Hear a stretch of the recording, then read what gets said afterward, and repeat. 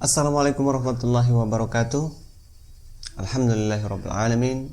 Allahumma shalli ala sayyidina Muhammad wa ala ali sayyidina Muhammad. Sahabat-sahabatku yang dimuliakan oleh Allah Subhanahu wa taala, kembali bersama saya di channel saya Ramlan Abdillah. Kita akan kembali membahas tentang fenomena akhir zaman, munculnya Dajjal dan kebangkitan Islam. Sahabat-sahabatku yang dimuliakan oleh Allah Subhanahu wa taala, Ustadz Badri Sahaulia dalam ceramahnya memaparkan bahwa di dalam surat Al-Kahfi itu menggambarkan bahwa ada 4 macam fitnah dari 4 macam kisah tersebut. Fitnah yang pertama adalah fitnah harta, yang tersirat, yang bisa diambil hikmahnya dari kisah dua orang pemilik kebun.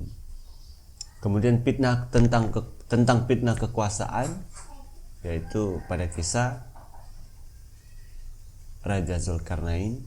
Kemudian tentang fitnah ilmu pengetahuan pada kisah Nabi Khidir dan Nabi Musa. Dan yang terakhir adalah fitnah agama pada kisah pemuda Kahfi. Dan kemarin kita telah melihat bersama cuplikan kebohongan atau fitnah Dajjal yang nanti akan berlaku pada tanggal 20 Oktober 2021 ini.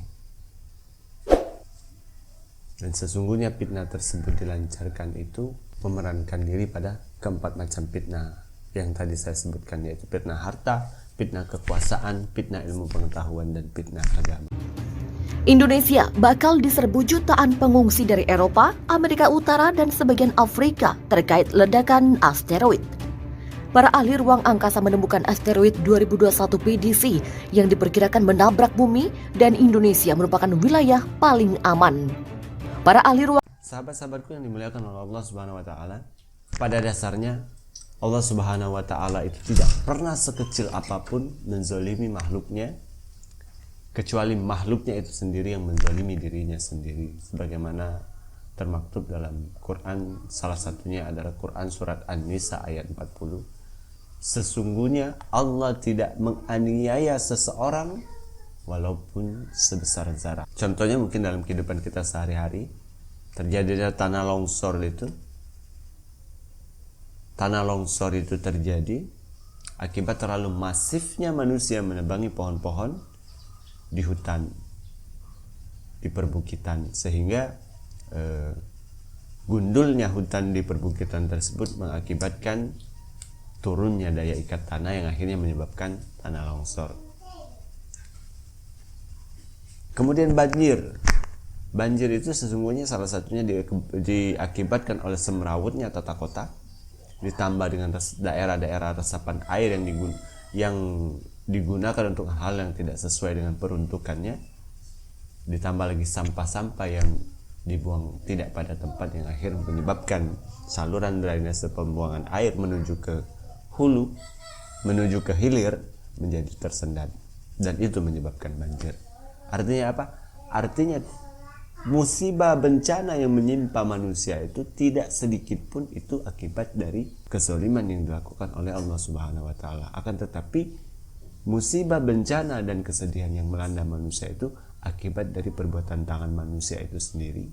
Bisa jadi karena kebodohannya, ketidaktahuannya, atau kekurang pahamannya, atau buruk sangkanya kepada Allah Subhanahu wa taala.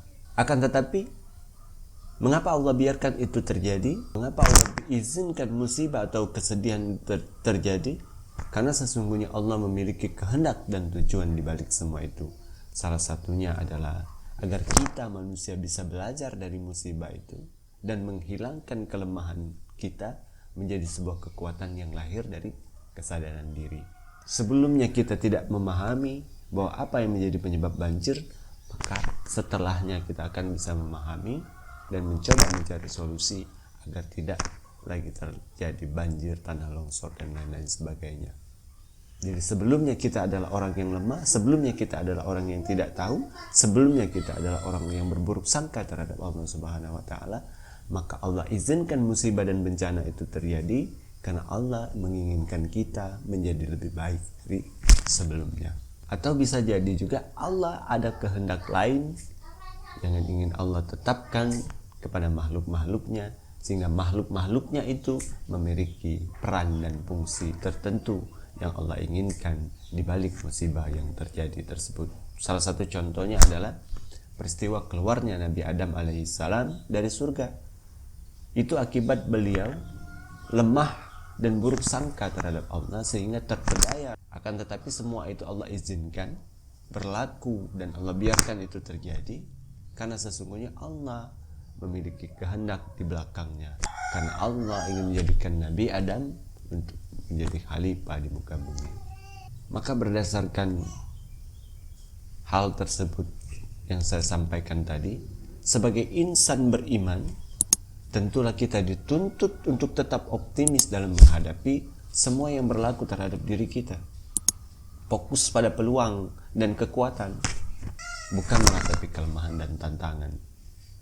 Coba bayangkan kala itu, kalau seandainya Nabi Adam alaihissalam meratapi kelemahannya dan kesalahannya, tentulah beliau tidak akan menemukan ibunda Hawa, kemudian berketurunan dan memerankan diri sebagai khalifah Fir'aun. Oleh karena itu, sesungguhnya pandemi ini pada dasarnya ia adalah tindakan melampaui batas orang-orang yang tidak atau kurang meyakini adanya Tuhan dan didukung oleh legitimasi oleh kaum spiritualis yang berlebihan, yang berburuk sangka terhadap Allah. Kasat matanya ia adalah hasil perbuatan tangan manusia, tetapi Allah izinkan itu semua karena Allah berkehendak di belakangnya adalah karena itu. Justru semakin mempermudah kita umat Islam dalam mensiarkan dakwah Islam, dan Allah menginginkan kita umat akhir zaman ini untuk memperlihatkan elastisitas risalah Islam dan kesempurnaan ajaran Islam kepada seluruh umat manusia. Itu dibuktikannya dengan dampak pandemik ini adalah semakin berbondong-bondongnya umat manusia menyerahkan diri dan pasrah ke dalam pangkuan agama Islam. Maka begitu pun saya melihat yang nantinya akan berlaku pada bulan Oktober 2021 ini.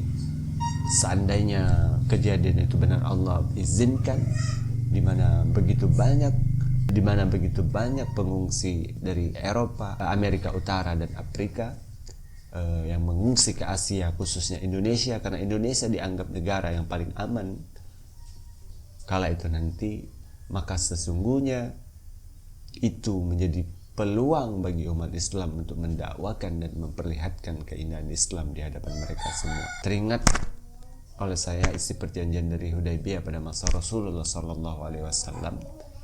Kaum Mekah yang beriman dan hijrah ke Madinah tanpa izin walinya harus dikembalikan ke Mekah. Sebaliknya, warga Madinah yang ke Mekah tanpa seizin walinya tidak diwajibkan untuk dikembalikan ke Madinah. Sekilas isi perjanjian Hudaybiyah itu tidak menguntungkan umat Islam kala itu, akan tetapi malah sebaliknya, sesungguhnya ada banyak hal yang menguntungkan bagi umat Islam, karena mereka yang memeluk Islam dan umat Islam yang hijrah ke Mekah tidak boleh ke Madinah, justru menjadi agen-agen dakwah di kota Mekah kala itu. Maka begitupun saya melihat kalau nantinya benar-benar masyarakat Eropa, masyarakat Amerika Utara dan Afrika, sebagian Afrika benar-benar percaya dengan kebohongan-kebohongan tersebut, maka saya melihatnya itu justru menjadi peluang bagi umat Islam. Karena mengapa? Orang yang mengungsi tersebut ke Indonesia itu adalah orang-orang yang mempunyai potensi keimanan dalam diri mereka. Akan tetapi karena kelemahan wawasan dan pengetahuannya sehingga terpedaya dengan kebohongan Dajjal.